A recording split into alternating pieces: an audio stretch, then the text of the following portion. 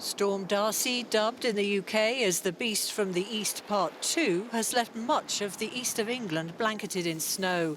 The storm has been caused by cold air making its way across from Russia and Eastern Europe, conditions last seen 3 years ago. There's been disruption to travel and dangerous road conditions have forced some vaccination centres to close unexpectedly. I was due in this afternoon at 4:30 and I just took the risk because the weather was getting so bad that I thought, well, right, that's it, I'm coming in. In Germany, treacherous road conditions over the last 24 hours have led to hundreds of vehicle crashes. Police said 28 people had been injured on icy roads. The German Weather Service urged people to stay at home, and the authorities brought homeless people into warm shelters amid the sub-freezing temperatures.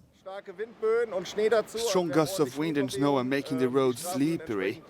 The motorway maintenance authority is doing its best to somehow keep the lanes clear. However, it's advisable to cancel any journeys if they're not absolutely necessary. Rainy weather in France has exacerbated major flooding across large swathes of the country. Hundreds of residents living near rivers have had to be evacuated from their homes amid ongoing levels of high alert. In Paris, the River Seine continues to rise. The Suave statue at the Pont de l'Alma is a popular but imprecise indicator of flooding and is partially submerged. And the Netherlands was also hit by wintry weather. It saw its first snowstorm in a decade. The government was forced to cancel a weekly crisis meeting to discuss the coronavirus pandemic. Rail and air travel were badly affected, and the Dutch Meteorological Office raised its weather warning to code red for the whole country. But some made the best of the bad weather. Evelyn Laverick, Euronews. Well, first of all, let me just say that I'm going to be referring to this weather as the flockdown from now on, because that's what it's called here in German. It's obviously a play on the words lockdown and flocken, Schneeflocken, which is the German word for snowflakes. So this is the flockdown that we have at the moment here in Germany. Now, as you can see around me here in Berlin, it's not that bad. It's actually kind of pleasant at the moment. Earlier today, this morning, there was snowing heavily, and it's going to be snowing more later. But right now, it's okay.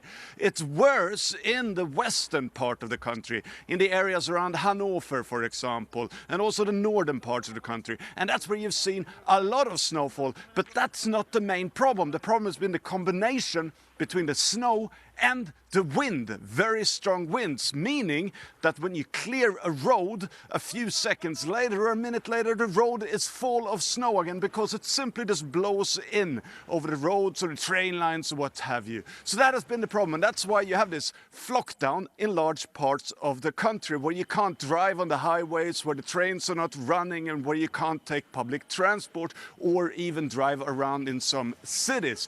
And that is obviously the problem. Now, this is probably going to get worse before it gets better. We're talking about several days of ongoing snow and several days of these strong winds. So the flockdown is probably here to stay. Well, there's obviously two parts to this. The first part is obviously people getting from their homes, and we're talking about elderly people to a certain degree, to the vaccination centers where they're going to get their jab on a specific time.